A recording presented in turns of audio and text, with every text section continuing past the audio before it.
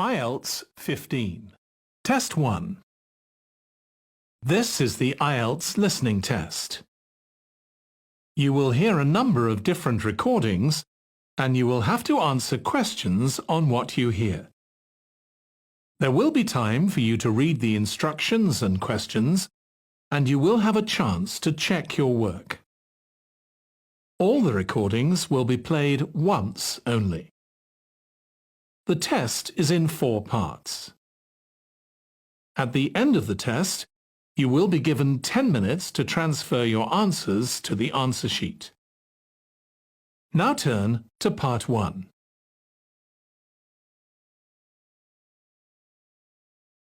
Part 1. You will hear a woman phoning a friend to get information about a job agency. First, you have some time to look at questions 1 to 5.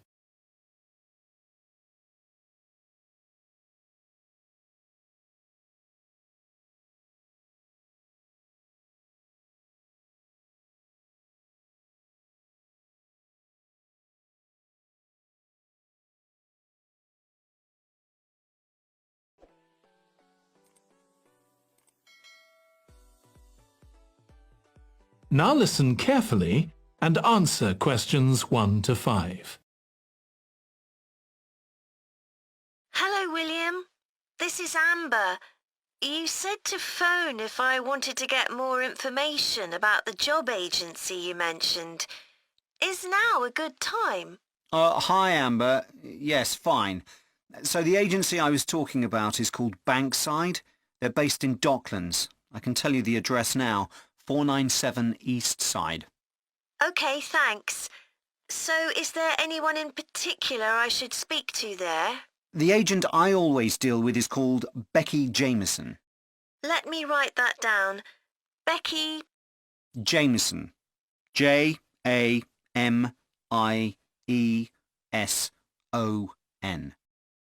Do you have her direct line?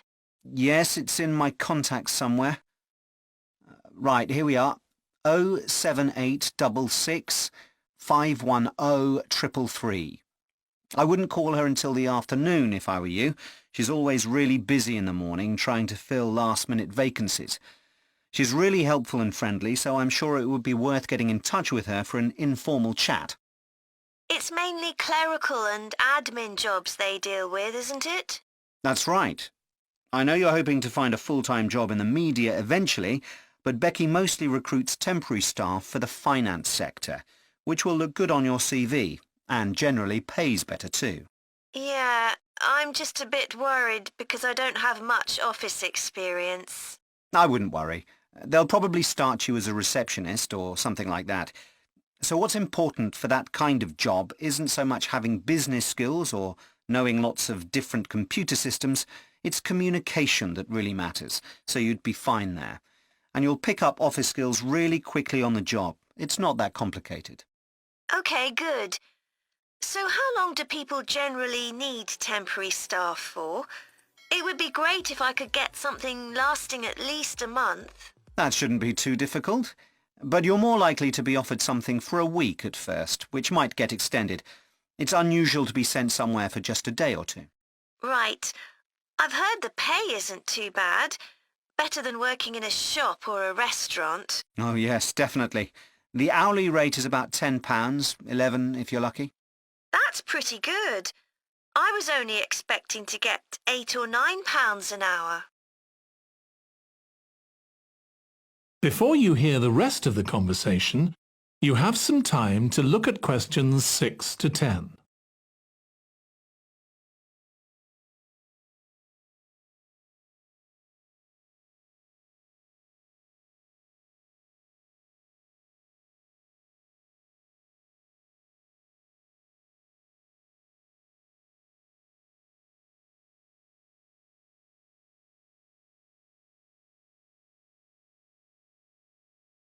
Now listen and answer questions 6 to 10. Do you want me to tell you anything about the registration process? Yes, please. I know you have to have an interview. The interview usually takes about an hour, and you should arrange that about a week in advance. I suppose I should dress smartly if it's for office work. I can probably borrow a suit from Mum. Good idea. It's better to look too smart than too casual. Will I need to bring copies of my exam certificates or anything like that? No, they don't need to see those, I don't think. What about my passport? Oh yes, they will ask to see that. OK. I wouldn't get stressed about the interview, though.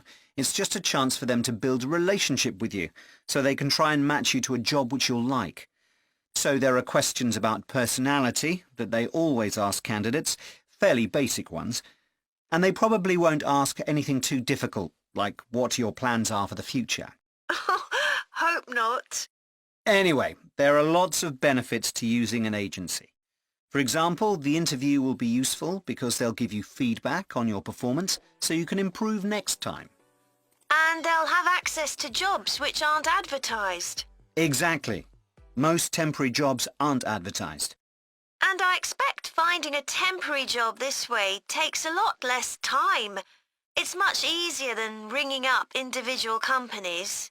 Yes, indeed. Well, I think I've covered everything. That is the end of part 1. You now have 1 minute to check your answers to part 1. Part 2.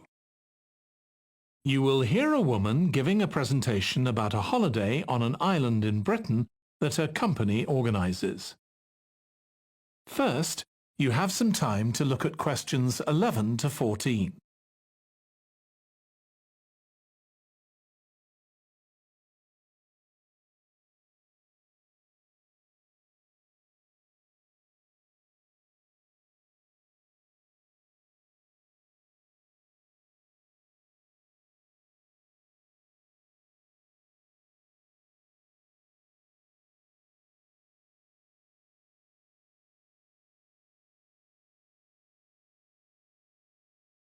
Now listen carefully and answer questions 11 to 14. Good morning. My name's Erica Matthews and I'm the owner of Matthews Island Holidays, a company set up by my parents. Thank you for coming to this presentation in which I hope to interest you in what we have to offer. We're a small family-run company and we believe in the importance of the personal touch. So we don't aim to compete with other companies on the number of customers. What we do is build on our many years' experience, more than almost any other rail holiday company, to ensure we provide perfect holidays in a small number of destinations, which we've got to know extremely well. I'll start with our 6-day Isle of Man holiday. This is a fascinating island in the Irish Sea, with Wales to the south, England to the east, Scotland to the north, and Northern Ireland to the west. Our holiday starts in Heysham, where your tour manager will meet you, then you'll travel by ferry to the Isle of Man. Some people prefer to fly from Luton instead, and another popular option is to go by train to Liverpool and take a ferry from there. You have 5 nights in the hotel, and the price covers 5 breakfasts and dinners, and lunch on the 3 days when there are organised trips. Day 4 is free, and most people have lunch in a cafe or restaurant in Douglas. The price of the holiday includes the ferry to the Isle of Man, all travel on the island, the hotel, and the meals I've mentioned. Incidentally, we try to make booking our holidays as simple and fair as possible, so unlike with many companies, the price is the same whether you book 6 months in advance or at the last minute, and there's no supplement for single rooms in hotels. If you make a booking then need to change the start date, for example because of illness, you're welcome to change to an alternative date or a different tour for a small administrative fee. Before you hear the rest of the talk, you have some time to look at questions 15 to 20.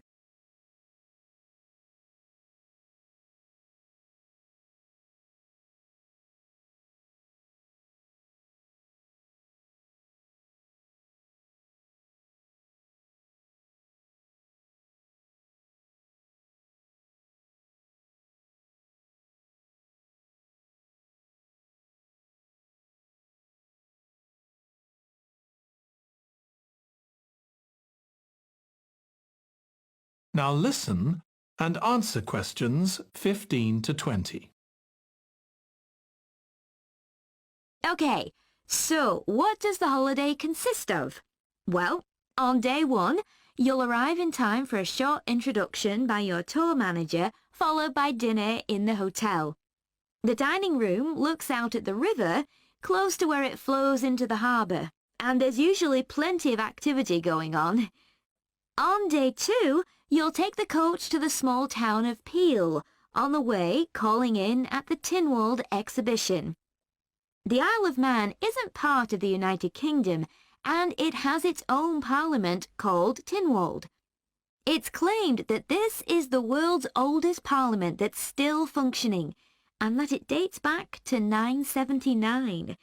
However, the earliest surviving reference to it is from 1422, so perhaps it isn't quite as old as it claims. Day 3, we have a trip to the mountain Snaefell. This begins with a leisurely ride along the promenade in Douglas in a horse-drawn tram. Then you board an electric train which takes you to the fishing village of Laxey. From there, it's an 8-kilometre ride in the Snaefell Mountain Railway to the top. Lunch will be in the cafe, giving you spectacular views of the island. Day 4 is free for you to explore, using the pass which we'll give you. So you won't have to pay for travel on local transport or for entrance to the island's heritage sites. Or you might just want to take it easy in Douglas and perhaps do a little light shopping. The last full day, day 5, is for some people the highlight of the holiday, with a ride on the steam railway from Douglas to Port Erin. After some time to explore, a coach will take you to the headland that overlooks the Calf of Man, a small island just off the coast. From there, you continue to Castletown, which used to be the capital of the Isle of Man and its medieval castle. And on day 6, it's back to the ferry, or the airport if you flew to the island, and time to go home. Now, I'd like to tell you a bit more. That is the end of part 2. You now have 30 seconds to check your answers to part 2. Part 3. You will hear 2 psychology students discussing the effects of the order in which the children in a family are born. First, you have some time to look at questions 21 to 26.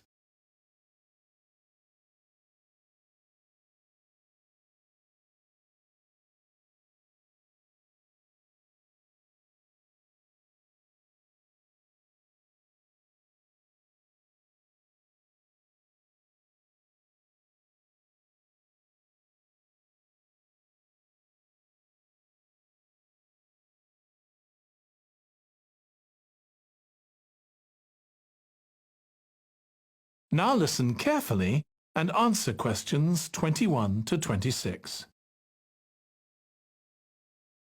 Ed, how are you getting on with the reading for our presentation next week? Well, okay, Ruth, but there's so much of it. I know. I hadn't realised birth order was such a popular area of research. But the stuff on birth order and personality is mostly unreliable. From what I've been reading, a lot of the claims about how your position in the family determines certain personality traits are just stereotypes, with no robust evidence to support them. Okay, but that's an interesting point. We could start by outlining what previous research has shown. There are studies going back over 100 years. Yeah, so we could just run through some of the typical traits. Like the consensus seems to be that oldest children are generally less well-adjusted, because they never get over the arrival of a younger sibling. Right, but on a positive note, some studies claim that they were thought to be good at nurturing. Certainly in the past, when people had large families, they would have been expected to look after the younger ones. There isn't such a clear picture for middle children, but one trait that a lot of the studies mention is that they are easier to get on with than older or younger siblings. Generally eager to please and helpful. Although that's certainly not accurate as far as my family goes.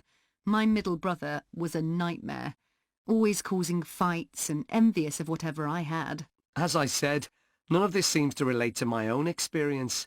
I'm the youngest in my family, and I don't recognise myself in any of the studies I've read about. I'm supposed to have been a sociable and confident child who made friends easily, but I was actually terribly shy. Really? That's funny. There have been hundreds of studies on twins, but mostly about nurture versus nature. There was one on personality which said that a twin is likely to be quite shy in social situations because they always have their twin around to depend on for support.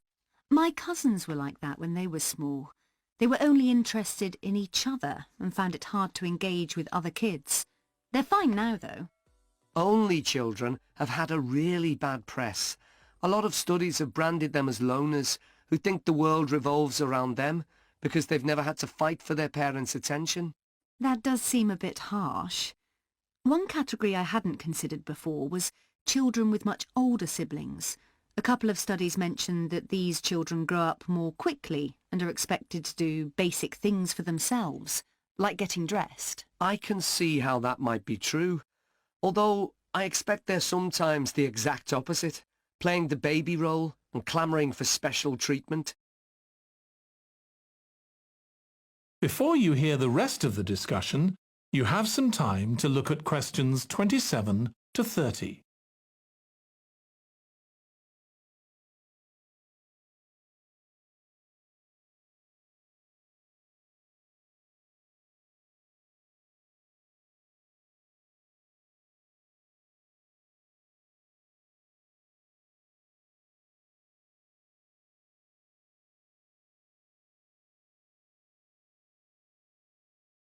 Now listen and answer questions 27 to 30. What was the problem with most of these studies, do you think? I think it was because, in a lot of cases, data was collected from only one sibling per family, who rated him or herself and his or her siblings at the same time. Some of the old research into the relationship between birth order and academic achievement has been proved to be accurate, though. Performances in intelligence tests decline slightly from the eldest child to his or her younger siblings. This has been proved in lots of recent studies. Yes, although what many of them didn't take into consideration was family size. The more siblings there are, the likelier the family is to have a low socio-economic status, which can also account for differences between siblings in academic performance. The oldest boy might be given more opportunities than his younger sisters, for example. Exactly. But the main reason for the marginally higher academic performance of oldest children is quite surprising, I think. It's not only that they benefit intellectually from extra attention at a young age, which is what I would have expected. It's that they benefit from being teachers for their younger siblings by verbalizing processes. Right. And this gives them status and confidence, which again contributes in a small way to better performance. So, would you say sibling rivalry has been a useful thing for you? I think so. My younger brother was incredibly annoying, and we fought a lot. But I think this has made me a stronger person. I know how to defend myself. We had some terrible arguments, and I would have died rather than apologise to him.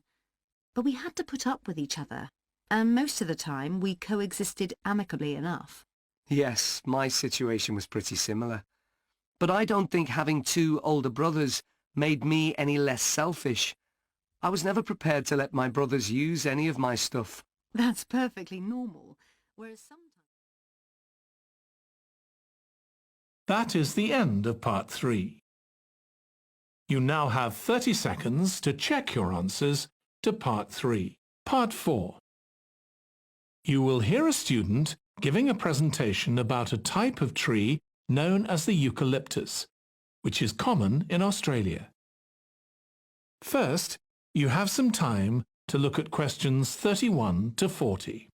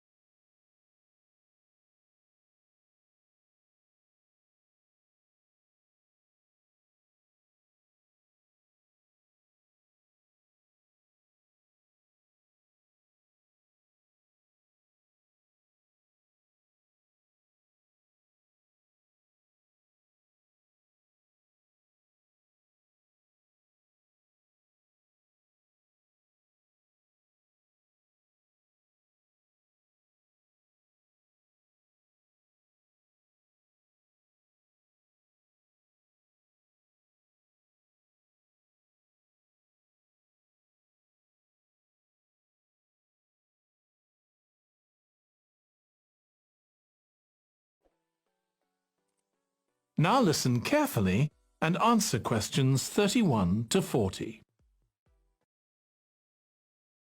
Today, I'm going to talk about the eucalyptus tree. This is a very common tree here in Australia, where it's also sometimes called the gum tree. First, I'm going to talk about why it's important. Then I'm going to describe some problems it faces at present. Right, well, the eucalyptus tree is an important tree for lots of reasons. For example, it gives shelter to creatures like birds and bats, and these and other species also depend on it for food, particularly the nectar from its flowers. So it supports biodiversity. It's useful to us humans too, because we can kill germs with a disinfectant made from oil extracted from eucalyptus leaves. The eucalyptus grows all over Australia, and the trees can live for up to 400 years. So it's alarming that all across the country numbers of eucalyptus are falling because the trees are dying off prematurely. So what are the reasons for this? One possible reason is disease. As far back as the 1970s, the trees started getting a disease called Mundula yellows. The tree's leaves would gradually turn yellow, then the tree would die. It wasn't until 2004 that they found the cause of the problem was lime, or calcium hydroxide, to give it its proper chemical name, which was being used in the construction of roads.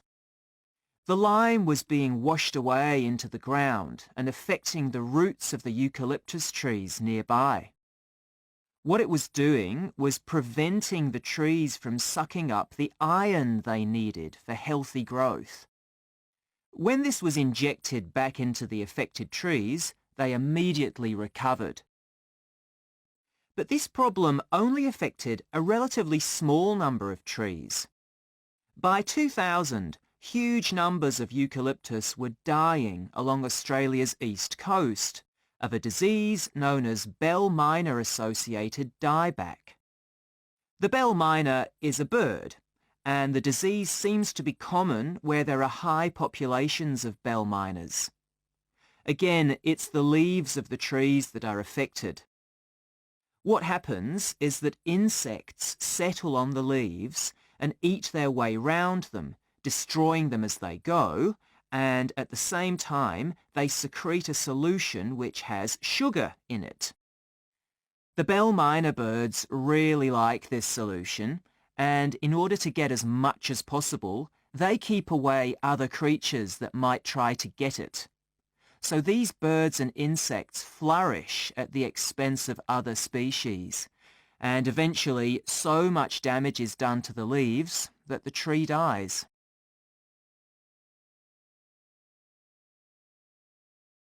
But experts say that trees can start looking sick before any sign of bell miner-associated dieback. So it looks as if the problem might have another explanation. One possibility is that it's to do with the huge bushfires that we have in Australia. A theory proposed over 40 years ago by ecologist William Jackson is that the frequency of bushfires in a particular region affects the type of vegetation that grows there.